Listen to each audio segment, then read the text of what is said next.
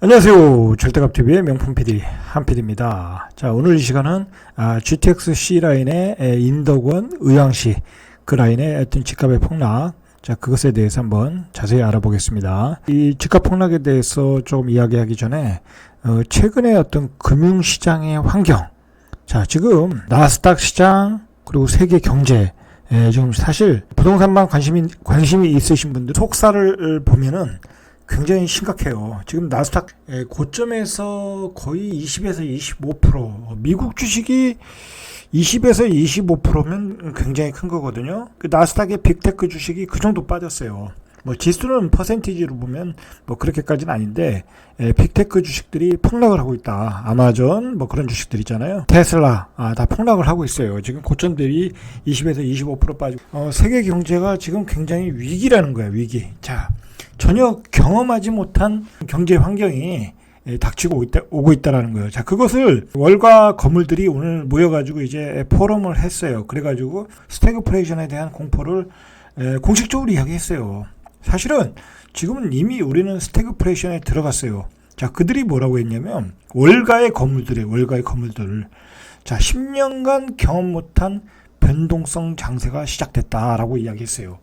자, 우리가 경험하지 못한 세상이 온다라는 거야. 그나마 우리가 그것을 언제 경험했냐면 1970년대 원유 가격이 급등할 때, 중동에서 석유 파동이 일어나서 원유 가격이 급등할 때, 그때 우리가 그런 세상을 경험했는데 그때 주식이 8년간 침체를 갔다는 거야. 그러니까 소위 만약 그때 그 당시 상황 그대로 간다고 하면 나스닥의 그 빅테크 기업들은 8년간 침체로 간다. 그렇게 되는 거예요. 그러면 우리나라의 삼성전자, 현대차, 우리나라의 기업도 8년간 침체로 가는 그런 시장이 지금 오고 있다라는 거예요. 자, 그 시장이 어떤 시장이냐? 물가는 급등하고 경기가 침체되는 스태그플레이션이 온다. 자, 물가가 급등하면 어떻게 되겠어요? 금리를 올려야 되겠죠?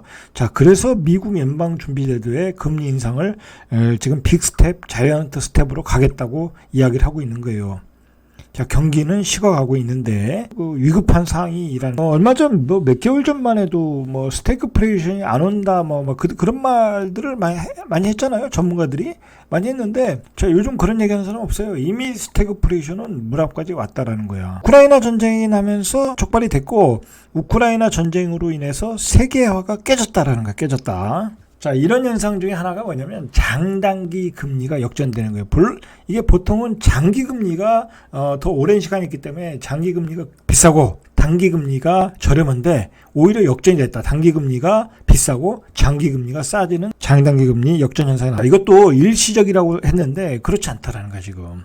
자, 스태그플레이션의 공포의 한 단면이다. 장단기 금리 역전은. 그렇게 보셔야 돼요. 중요한 거는 그러면 왜 이렇게 물가가 올라가느냐. 자, 그건 이제 자유무역, 그리고 이제 중국의 저가 공산품들, 저가 인력, 자, 그런 걸로 인해서 어떤 저물가가 유지가 됐는데, 자, 그런 세계가 붕괴가 됐다. 미국과 중국 간의 패권 전쟁, 그리고 미국과 러시아의 패권 경쟁, 자, 그것이 촉발된 게 우크라이나 사태고, 지금 그 세계 역사가들이 하는 말이, 지금 우크라이나 전쟁은 세계화가 붕괴됐다라고 이야기를 한다는 거예요. 그 단초를 제공한 전쟁이다라고 보는 거예요. 이 세계화가 무너지면 말 그대로 이 자원이 외교가 되는 거예요. 자원이 무기가 되고 그걸 외교로 이용을 하게 된다는 거예요. 결국은 그렇게 되면 물가가 안정될 수가 없겠죠. 자, 그래서 굉장히 위험한 상황으로 가고 있다. 역사가들이 전망이다라고 보시면 돼요. 자, 그래서 그 월가의 거물 제인 프레이저 시티그룹 CEO는 오늘날 시장은 지난 10년간 한 번도 보지 못한 변동성을 목격하고 있다고 하면서 이게 이제 채권과 주식 가격이 동반 하락하고 있다는 거예요. 보통 이제 주식이 오르면 채권이 떨어지고 채권이 오르면 주식이 떨어지는데 이게 동반 하락하고 있다. 이게 보지 못했던 현상이다라는 거예요. 그만큼 미래가 불투명하니까 현금 비중을 높이고 있다라는 거예요. 현금 비중을. 그렇다고 지금 예전 같았으면 경기가 안 좋으면 돈을 풀어도 되는데 지금 돈을 풀 수가 없는 상황이잖아요. 물가가 폭등하니까. 금리를 올려야 될 상황이 역으로 됐으니까. 그럴 때는 현금이 최고라는 거야. 왜냐면 은행에 맡기면 고금리로 이자를 따먹을 수 있으니까. 자, 결국은 이러한 그 스태그플레이션의 임박은 뭘로 알 수 있냐? 물가 상승률이에요. 그래서 미국 같은 경우에 이제 물가 상승률이 나오잖아요. 그 CPI, PC 그렇게 나오잖아요. 그래서 현재 수준이 8.5% 선에서 유지된다면 연준이 급격히 금리를 인상할 수밖에 없다라는 거예요. 지금 우리나라 주식시장에서도 외국인이 계속 파는 것은 바로 이러한 우려 때문에 그래요. 이렇게 되면 이제 원달러 환율, 원화의 가치가 떨어지니까 계속 살 수가 없겠죠. 주식을 팔 수밖에 없겠죠. 그래서 지금 원달러 환율이 가장 중요한 지표예요. 자, 이러한 상황을 이제 과거에서 복귀해 보면 1970년대 상황이라는 거야. 그래서 미국인들이 가장 선호했던 50개 종목, 그때 되돌아가 보면 뭐 코카콜라, 뭐 3M, P&G 뭐 그런 우량 기업들이 사실 그때는 그게 성장주였지만 지금은 이제 우량주고 그때는 성장주였는데 그런 종목들이 주식들이 1970년대 들어 폭락을 했다는 거야. 아, 이거니까 조심해야 돼요.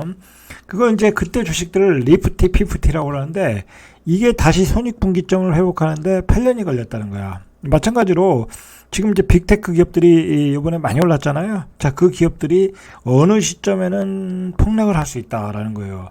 아, 자, 그런 거 보면 지금은 어떻게 보면 냉정하게 보면 주식시장도 하는 게 아니에요. 제가 보기에는.